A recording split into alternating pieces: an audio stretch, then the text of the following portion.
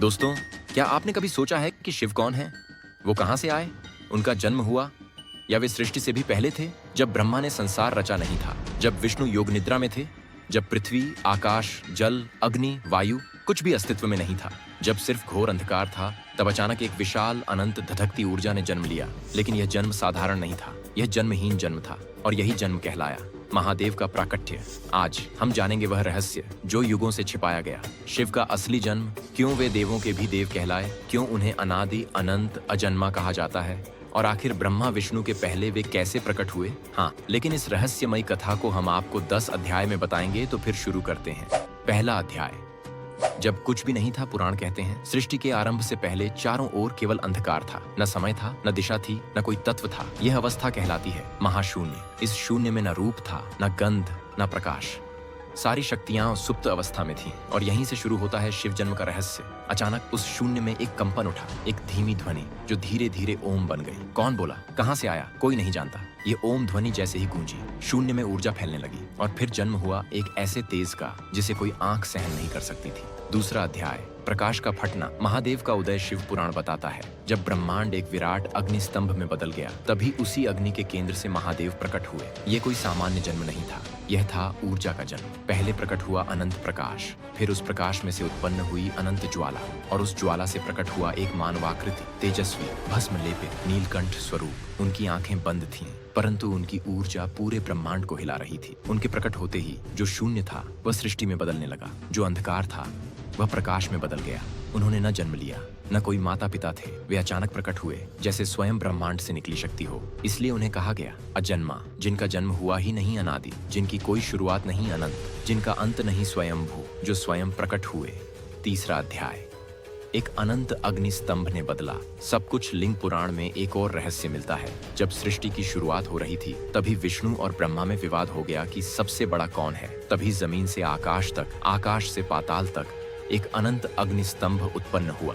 यह स्तंभ शिवलिंग था और उसी शिवलिंग से महादेव प्रकट हुए। ब्रह्मा और विष्णु दोनों उस स्तंभ का अंत खोजने निकले, लेकिन किसी को अंत नहीं मिला, क्योंकि वह ऊर्जा अनंत थी जिसका ना किसी ने आरंभ देखा ना अंत। और तब पहली बार शिव ने ध्वनि दी, मैं ही आदि हूँ और मैं ही अंत। यही वह क्षण था जब ब्रह्मा ने सृष्टि रचना शुरू की, विष्णु ने पालन का दायित्व लिया और शिव संहार और पुनर्जन्म के स्वामी बन गए। चौथा अध्याय। आदियोगी रूप। जब शिव ने पहला श्वास लिया, समय बीता, सृष्टि आकार लेने लगी। तब शिव ने धधकते रूप से शांति का रूप अपनाया। उन्होंने पहली बार आंखें खोली, चारों ओर गहन शांति थी। उन्होंने गहरी श्वास ली और पूरा ब्रह्मांड उस श्वास से स्पंदित हो गया। यह था आदियोगी रूप। इस रूप में शिव तपस्या में लीन हुए। उनके शरीर से ऊर्जा की लहरें उठी, जिन्होंने ग्रह तारों, दिशाओं, आकाश मंडल को स्थिर किया। इसीलिए योग का जन्मदाता शिव को ही माना गया। पांचवा अध्याय। क्यों कहा जाता है शिव जन्म नहीं लेते? कई लोग पूछते हैं, अगर शिव का जन्म हुआ तो उन्हें अजन्मा क्यों कहते हैं? उत्तर पुराणों में साफ लिखा है, शिव का जन्म किसी गर्भ से नहीं हुआ। शिव का कोई माता पिता नहीं, शिव का कोई आरंभ नहीं। वे एक ऊर्जा है। ऊर्जा ना जन्म लेती है, ना नष्ट होती है, बस रूप बदलती है। इसलिए शिव अनादि और अनंत कहलाते हैं। छठा अध्याय। जहां विज्ञान और पुराण एक हो जाते हैं। अगर वैज्ञानिक दृष्टि से देखें, बिग बैंग से पहले केवल एक घनी ऊर्जा थी और उसी ऊर्जा के विस्फोट से पूरा ब्रह्मांड बना। हिंदू धर्म कहता है शिव अचाकर ऊर्जा, ब्रह्मांड अचाट शिव की लीला, यानी शिव का प्राकट्य वही ऊर्जा है जिसने ब्रह्मांड को उत्पन्न किया। इस तरह विज्ञान और पुराण दोनों यही कहते हैं, पहले ऊर्जा थी, वही शिव है। सातवां अध्याय। त्रिपुरांतक रूप।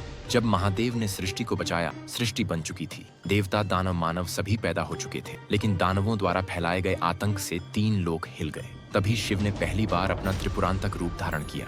एक क्षण में तीनों असुरों के नगर भस्म हो गए। यह घटना बताती है शिव वही नहीं जो सिर्फ प्रकट हुए, शिव वो हैं जो संतुलन बनाए रखने के लिए संहार का भी रूप ले लेते हैं। 8वां अध्याय। ब्रह्मा, विष्णु और महेश। त्रिदेव कैसे बने? जब शिव प्रकट हुए, ब्रह्मांड अस्तित्व में आ चुका था, लेकिन दिशा नहीं थी। तब शक्ति ने ब्रह्मांड को 3 हिस्सों में बांटा, रचना, पालन, संहार, और फिर 3 शक्तियां प्रकट हुई। ब्रह्मा रचनाकार, विष्णु पालनकर्ता, शिव संहारकर्ता। शिव का प्राकट्य इन दोनों से पहले था, इसलिए उन्हें महादेव कहा गया, यानी देवों के भी देव। 9वां अध्याय। शिव और शक्ति दोनों साथ में ही पूर्ण हैं, शिव अकेले नहीं। वे शक्ति के बिना अपूर्ण कहे गए हैं। शक्ति का प्राकट्य भी शिव की ऊर्जा से हुआ। जब शक्ति और शिव एक साथ आए, तभी सृष्टि का संतुलन संभव हुआ। यही कारण है कि शिवलिंग के साथ हमेशा योनिपीठिका होती है। जो शक्ति का प्रतीक है। यह बताता है कि शिव प्लस शक्ति संपूर्ण ब्रह्मांड। 10वां अध्याय, असली सच्चाई। शिव का जन्म नहीं, शिव का प्राकट्य हुआ। अब आते हैं असली निष्कर्ष पर। पुराणों में कभी नहीं कहा गया कि शिव ने जन्म लिया, बल्कि कहा गया है वे स्वयंभू हैं, वे अनादि हैं, वे कालातीत हैं, वे ऊर्जा हैं, वे बिग बैंग से पहले भी थे। ब्रह्मांड खत्म हो जाए तो भी वे मौजूद रहते हैं। शिव न शुरुआत है न अंत, वे वह शक्ति हैं जो हर जगह है, कण कण में है, इसलिए उन्हें महादेव कहा गया है। अंत एक गहरा रहस्य। तो दोस्तों, शिव का जन्म कैसे हुआ? इसका उत्तर एक ही है, शिव का जन्म नहीं होता, शिव प्रकट होते हैं। शिव ऊर्जा है, शिव अनादि और अनंत है। जब कुछ भी नहीं था तब भी शिव थे, जब सब कुछ खत्म हो जाएगा तब भी शिव रहेंगे, और इसी वजह से उन्हें कहा गया नाद बिंदु कलेश्वर। शिव ही सृष्टि का मूल है।